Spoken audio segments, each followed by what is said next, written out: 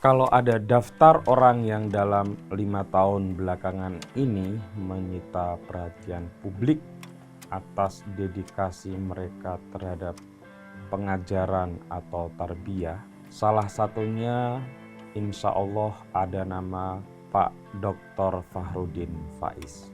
Kita akan belajar beberapa hal tentang beliau.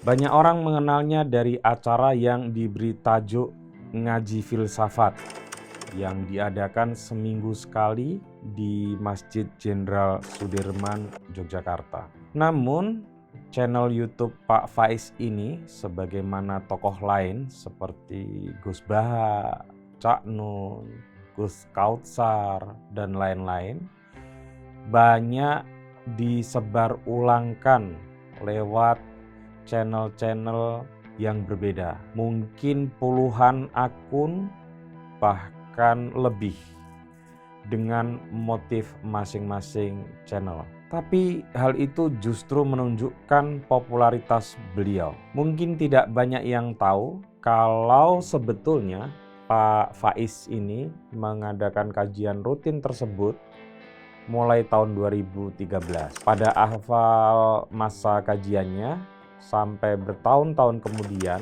mungkin yang mengikuti hanya belasan sampai puluhan orang yang secara langsung di Masjid Jenderal Sudirman.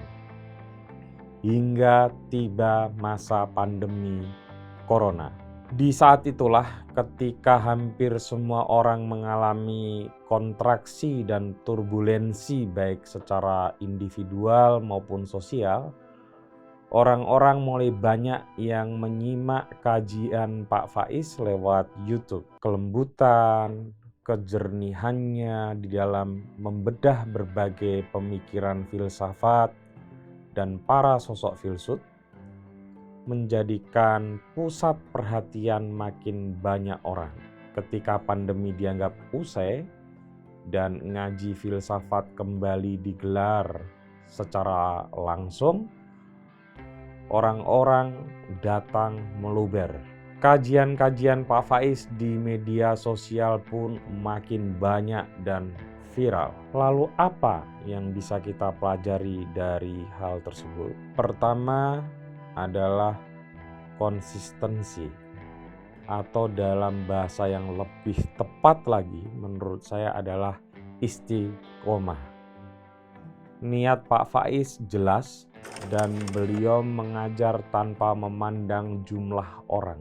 Mau yang datang belasan, ya tetap ada ngaji filsafat. Mau yang datang puluhan, ya tetap ada ngaji filsafat.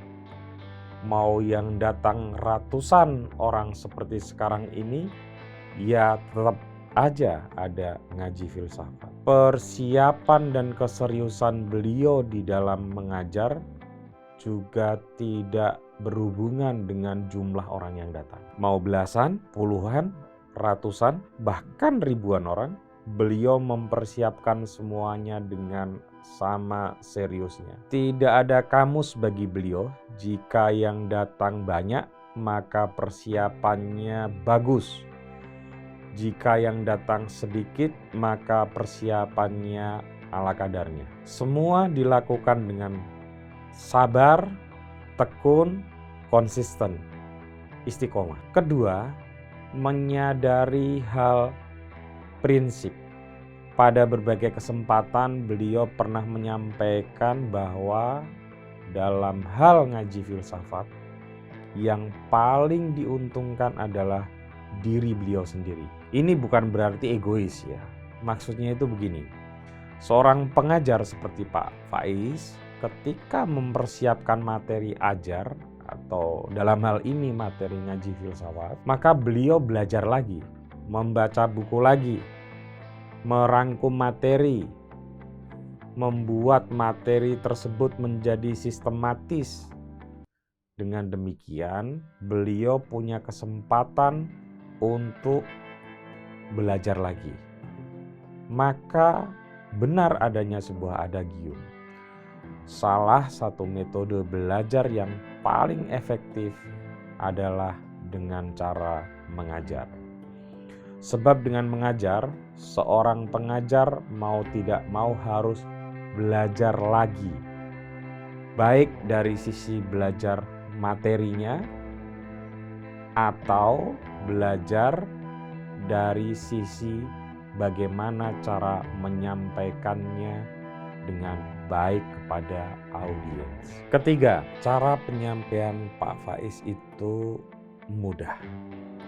Pak Faiz sadar filsafat itu bukan perkara sepele, tapi seorang pengajar yang baik bisa menyampaikan sesuatu yang berat dan rumit dengan cara yang mudah dan sederhana. Namun bukan menyederhanakan persoalannya atau simplifikasi. Membuat hal yang rumit menjadi sederhana itu butuh ilmu tersendiri. Saya sebagai orang yang pernah belajar filsafat, yang itu artinya juga banyak diajar oleh dosen filsafat, merasa bahwa cara mengajar Pak Faiz ini enak, mudah dipahami, runtut, tenang, dan mengalir. Ini bahkan bisa menjadi semacam pengantar buat memperdalam secara langsung tentang tema-tema yang beliau sampaikan. Keempat, kesabaran. Ini yang juga patut diapresiasi oleh kita kepada Pak Faiz.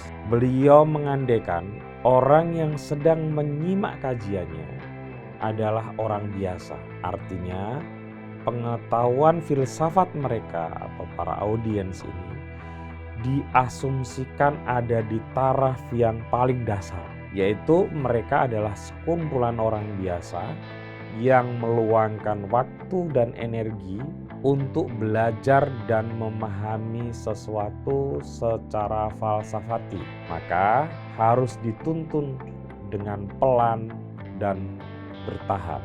Kelima, kebijaksanaan.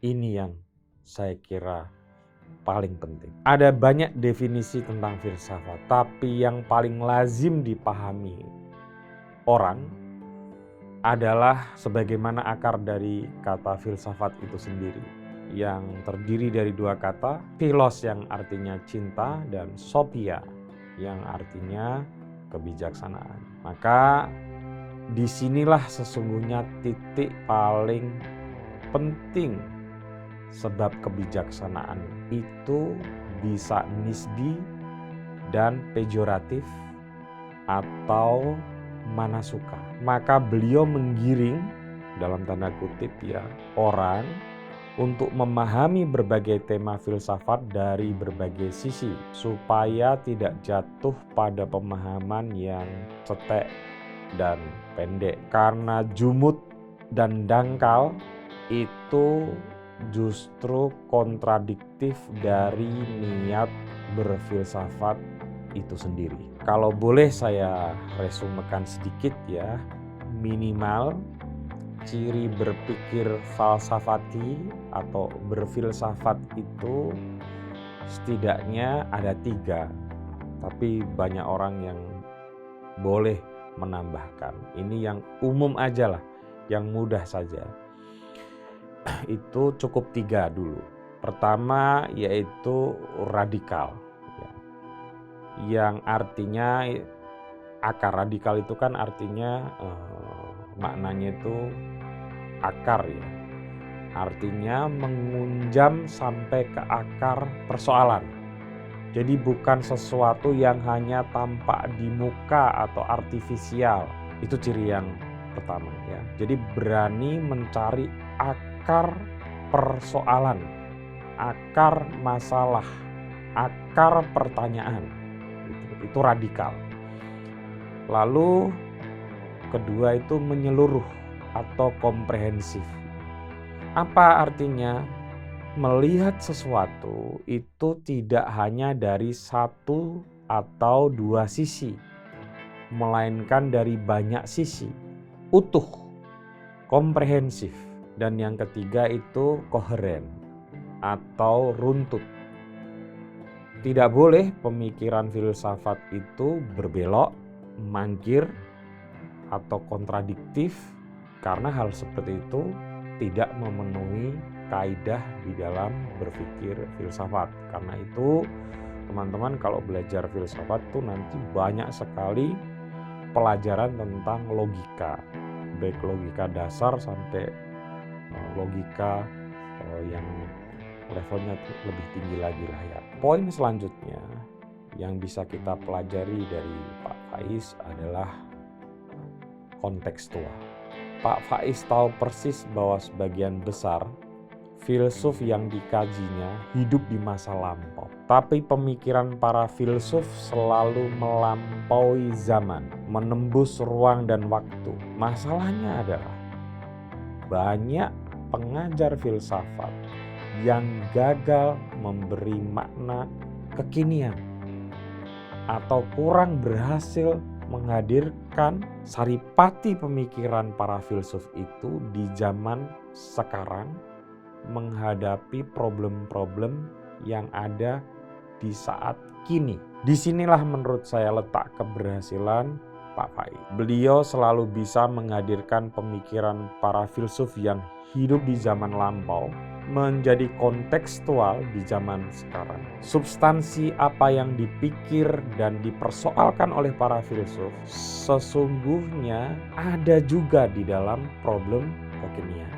Nah, menemukan koneksitas itulah yang menjadi nilai penting dalam ngaji filsafat yang diampu oleh Pak Faiz. Ketujuh atau yang terakhir, Pak Faiz bisa menghadirkan ngaji filsafat dengan semacam jeda, dengan intermezzo, dengan kejenakaan dan humor. Sekalipun gaya penyampaian Pak Faiz itu kalem, lembut, tenang, tapi tetap bisa menghadirkan guyonan sehingga forum tidak tegang dan sepaneng. Tapi guyonan orang berilmu itu memang beda.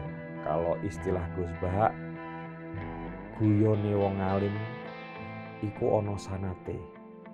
Jadi bercandaan orang berilmu itu ada sanatnya. Maka hampir sulit didapati dalam ngaji filsafat itu guyonannya itu bercandaan gelap, membuat orang tersinggung atau rasialis dan semacam itu. Jadi guyonan atau bercandaannya Pak Faiz itu pun dalam tanda kutip bercandaannya ringan tapi berkualitas. Saya secara pribadi berharap makin banyak forum seperti ngaji filsafat. Sebagaimana yang sering disampaikan pula oleh Pak Faiz, terutama dalam konteks dunia digital yang sedang berkembang.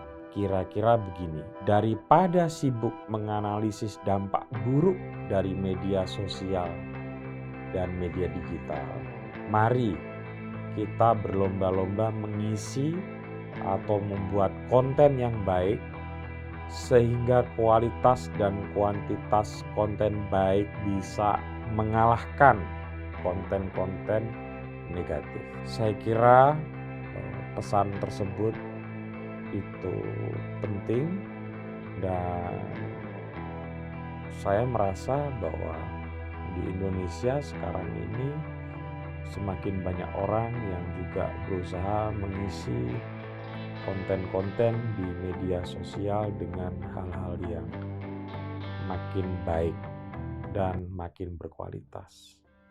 Semoga konten ini juga berguna buat Anda, buat banyak orang. Salam orang biasa.